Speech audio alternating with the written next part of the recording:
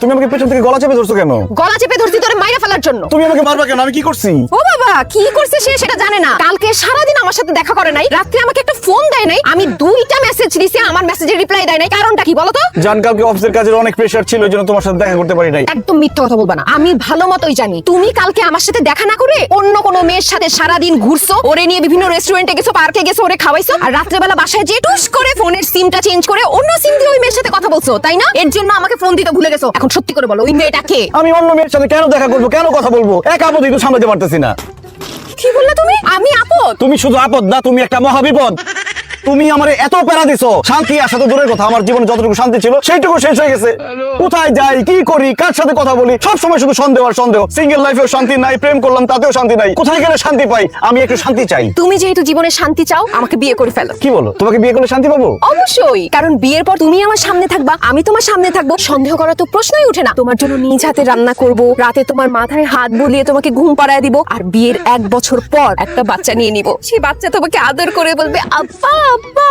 জীবনে শান্তি আর শান্তি। আসলেই তো বিয়ে করলে তো সব শান্তি। ইস, আমি এত বোকা কেন, একদিন বিয়ে করলাম না কেন? ও বৌমা, আমাদের বাড়িটা কেমন লাগলো সেইটা বল। খুবই বাজে, খুবই জঘন্য। এটা কোনো বাসা হইলো? এইরকম একটা বাসার মধ্যে আপনারা থাকেন কেন বলেন তো?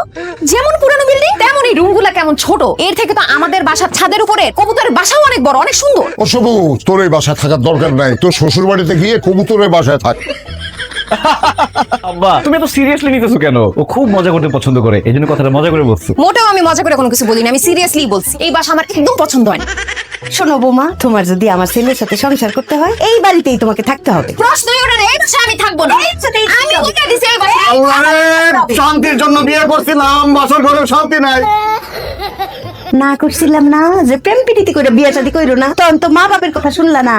এখন যেই শান্তি নিয়ে আসছো, বুঝো আজকে বাসর রাত, এখনই সে এমন করতেছে, আর সারা জীবন তো কইরেই রয়েছে। আরে সারা জীবন ঘাড়ে বৈশা রক্ত চুইসা খাইবো, যেভাবে তোর মা সারা জীবন আমার রক্ত চুইসা খাইছে।